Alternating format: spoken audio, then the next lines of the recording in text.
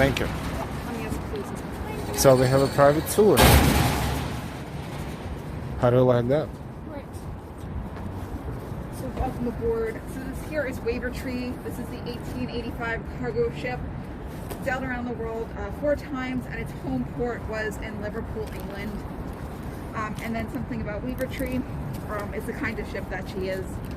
She's what's called a tramp freighter. All that means is that she sails around the world. So she's sailing from port to port, picking up, dropping off, picking up, and then dropping off again. Carries various types of cargo that's non-living and non-perishable. So what we can do now is we're going to go to the front over here.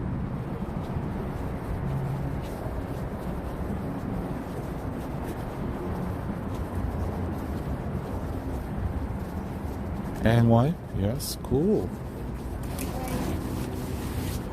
And so we have this engine on board. This is a diesel engine. And then right behind the engine is what this engine operates.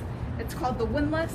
The windlass is the machine that helps take up the anchor on the ship. And this engine is an important part of Wavertree. So Wavertree is actually a full sailing vessel, if you didn't know. So it's an iron hulled 3-masted ship. And as you can see, here's also another kind of ship right next to her. So this is a steamship. Wavertree was built in the age of steam.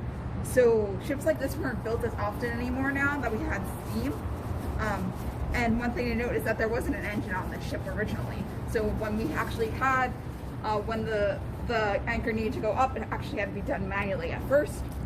But the reason why it was installed here is after Wavertree was taken out of service in 1910, what happened while she was sailing around the coast of Cape Horn in South America during a hurricane, her main mast, which is the one in the middle, it fell back, hit the tip of the mizzen mast, which is the one in the rear, and from then on out, she doesn't function as a sailing vessel anymore. So what happened was, first she was sitting off the coast of Chile, where she was housing cotton, and then she moved over to Argentina later, and then she was a sand barge. Then this historian, Carl Kirkman, he found the ship, discovered all of its history, and then the museum purchased the ship in 1968, and they brought it up into New York Harbor in 1970. And so this ship, this engine was only used during those times when it was acting as a storage space. Otherwise, it would just, it would not have this on board. So we'll now try to go down to the cargo pool. Cargo pool.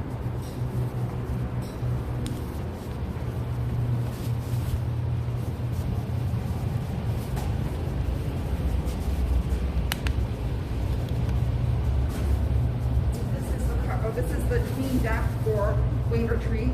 It's not set up like a Tween deck would look like. This is actually acting as a workshop space currently.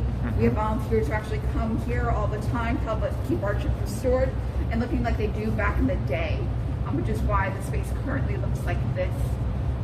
But when this was a Tween deck back in the day, what they would do is they'd have things like cobblestones and bricks that they can move throughout the ship to help keep it balanced out. But cargo can also be used as well, and obviously those bricks that they have in here, they can also sell them when they get to shore too. So what we'll do now, we're going to actually go down to the cargo. Whoa.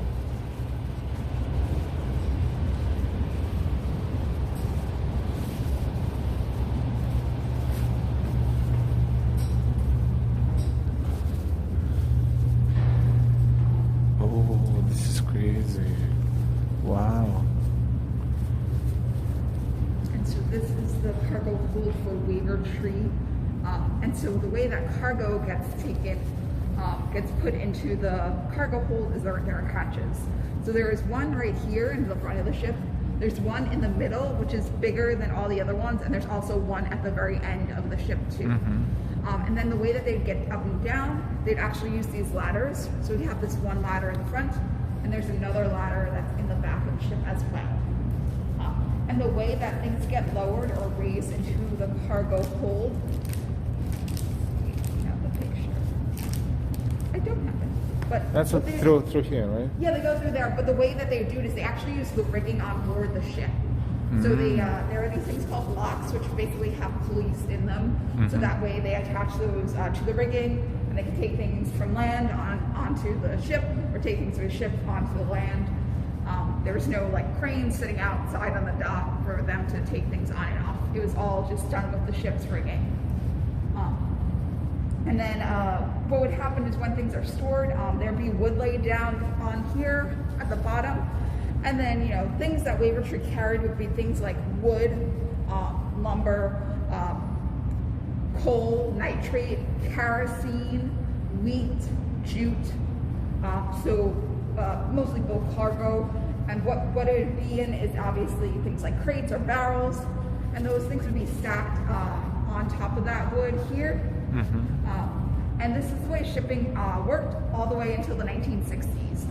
In the 1960s is when we see the change in the rise of container ships. But still, bulk cargo is actually still stored below decks. And then one other thing to mention while we're here is in the middle there, you see that there's this container. Yes. So that holds the drinking water for the men on board the ship. Normally there's two of them. They actually sit upright, and there would be a pump where the square hole is to pump water to the main deck. When the ship's actually under sail, none of the men are in the cargo hold or on the tween deck. They would stay on the main deck. Before we go up, do you have any questions? No, everything is just fascinating. Yeah. Thank you so much. Yeah, no problem. So we're going to head up and then go check out the boat. Sure. Hey, the Mighty Bull, how do you like that?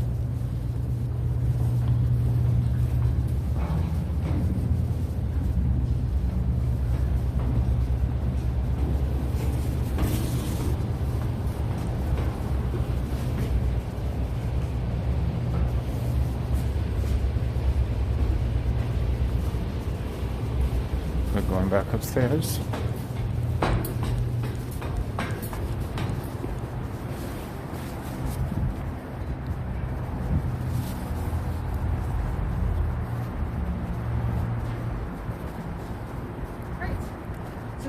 The forecastle. So this is where the crew would have slept.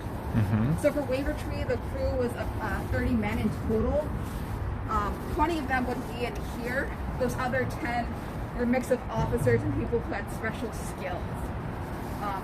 And here's examples of what the forecastle would look like when the men are inside. And one thing, you know, obviously this is a sailing vessel. Life could get difficult, especially in rough weather. So there's this image here of some guys on a yard, you know, trying to get the sail tied down so it doesn't get damaged. So that might be a job that you'd have to do. Obviously, you have to work no matter what the weather conditions are like. And because, you know, some of the work can be extreme, they also have what's known as mascots on board. So if you look at this image here, you'll see that there's this little tiny kitten. Yes. So obviously, you know, Wavertree also is no exception. They have mascots as well, cats and some dogs on board this ship. But other ships could have more unique animals like monkeys or polar bears. Oh, really? Wow. Yeah, really crazy. So unfortunately, it's not open to actually view it yet. We just finished restoring this, but very shortly we'll be able to let people actually look inside. But what we can do is we can actually go in and check out the gallery here. Oh, wow, this is all original, right? This is No, so since this acted as a sandbar, they tore up all the deck. So this was rebuilt in the 1980s by volunteers here. But this is all, you know, to look accurate. Right, historical pieces anyways. Yes. So this is a stove. This actually is still operational. This can either run on wood or coal. It's obviously not on right now, but we also have our steward sometimes will make food on here. He did it a couple weeks ago. But they would basically use, whether they were carrying wood or coal, they would kind of take some off the top from what they're carrying and put it in to help run it. Obviously, this is a great source of heat for the guys Yes, in the other room. I was going to say that. Yeah, they also At this time, they would probably have, or the image that we have, they'd also have like a small stove in their quarters as well, so they wouldn't necessarily be freezing, which is sort of a luxury compared to some other ships who wouldn't have that for their crew's quarters, and they have to be by the galley to stay warm.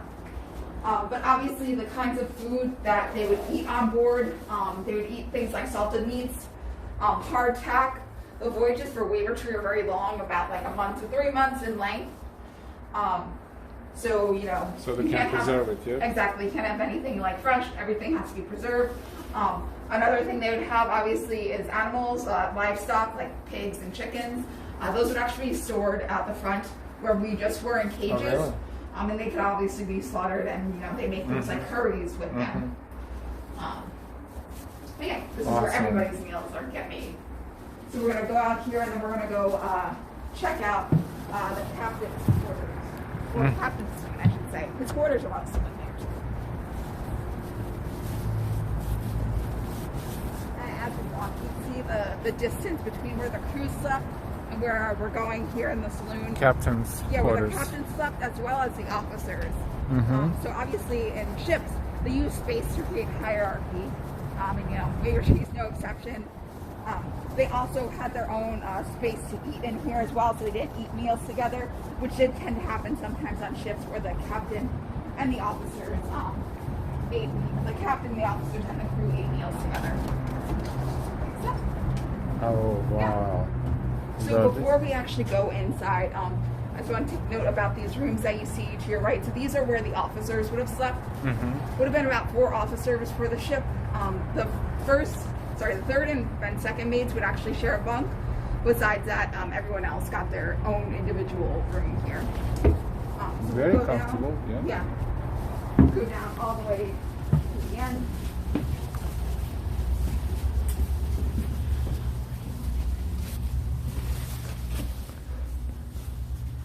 Oh, this This is looks... the captain's saloon. So this is his office. And obviously, for the captain to have an office, because it's an important space because of what this ship is, being a cargo ship, a commercial ship, as well as a tramp freighter.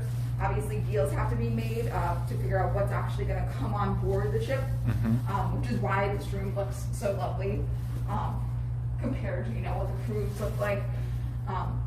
And obviously, another thing to mention is this is where the captain would have slept in this room. Not only to get a bed, he also would probably have like a sofa in there as well. He has lots of space compared to even what the officers get, where it's just sort of like their bunk. Yeah, so this room obviously looks very lovely because this is where all the deals are made. But on other ships, it'd actually be sort of different. So like on a tugboat, for example, the nicest room on board that ship would actually be the engine room. Obviously, it's the engine that's selling the ship for you. And then you'll notice there are these other doors around as well. So these other rooms would be used for the captain's family. Since the Wavertree takes very long voyages, his family would had a family here too. Yeah, his family would come along as well sometimes.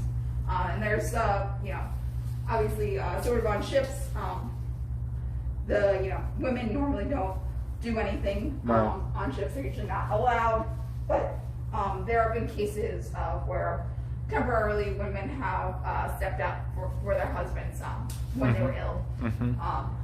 But yeah, do you have any questions about this room? No, we all good. Amazing information. Thank you. Thank you. All right. So if you're ready, what we'll do is we're going to head up and check out the quarterdeck.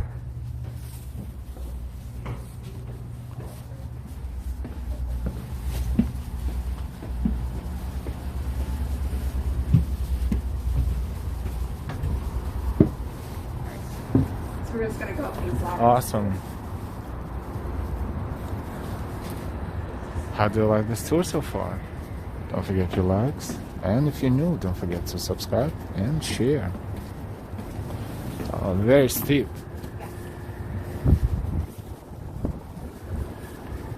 Ambrose is right there.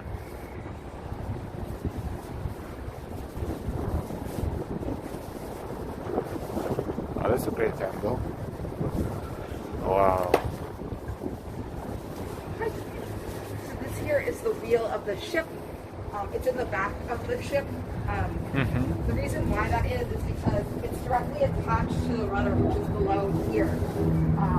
So obviously, when you're turning the wheel here, one thing to note is you're actually going to be standing on this side.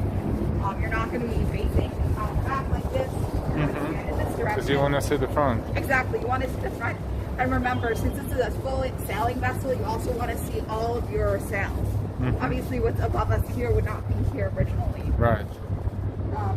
And then one full turn of this wheel is actually one full degree of movement for the ship. And then the next thing we can talk about is this thing over here that's covered up at the moment. But this here, this is called the binnacle. So this houses the compass for the ship. Normally this thing actually sits on the middle of that platform there because it's a magnetic center for the ship. And obviously compasses run on magnets, and what this ship is made out of is iron. So in order to make sure this compass still points north, these balls on the side can be adjusted as needed to make sure that this compass is still pointing to north. Look at that simple solution, that's so smart. Yeah, and then also obviously the housing also helps protect the compass from the weather too. And the very last thing to mention out here is this.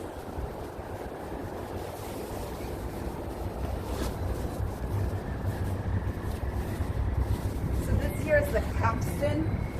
Usually people know this is the thing that helps bring up the anchor. For this case, it's not used for the anchor because of its location. But what would happen here is they take this rope, they wrap it around the barrel here, they take one of those, they stick it in, and they push. So it acts like a wrench, and it's going to help set the sail here. It could also be used for other things, like getting out of port. It's another example. And you know, maybe they use it to take things on and off. It's really anything that they need to, you know, they need a wrench for, a big wrench. There would also be another one over there in the middle too. So there'd be multiple of these capstans on board the ship. Awesome. Do you have any other questions? No, we're good, thank you. Okay. And down here. And just be sure to keep these like ladders, so just face one go down. Yes. Backwards, right? Yeah. Okay. Just like this.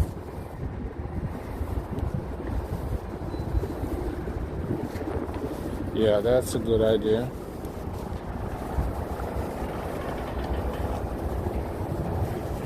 Otherwise, it's very easy to lose the sense of balance. And then one thing to mention while we're standing here, so obviously, you know, I mentioned the ship's an English ship, and you might wonder why we have this in New York currently instead of like another American ship, which is a good question. But the reason why we have this kind of ship is because of this. So this here is an image of South Street back in the 19th century. So South Street used to look like this. All along the water here, there would be boats like Wavertree lined up. And these buildings that you see over here are things like warehouses, counting houses, ship chandlers, hotel rooms. Another street down on Pearl, there would be, you know, printing shops as well who do job work. And so all this area used to be filled with buildings like that. So Wavertree is just one of those ships that used to come here all the time to help make that run and obviously add to New York's economy. That's all. If you have any other questions, feel free to ask. If not, we can disembark. Sure, we will disembark. Yeah, of course. Thank you so much. Get yourself a good hot beverage. And we are YouTube. We are live walking NYC. Yeah, so if you come across live walking NYC, this is us. Yeah. It was very nice. Thank you so much for your tour. Stay warm. Yeah, you too. Thank you.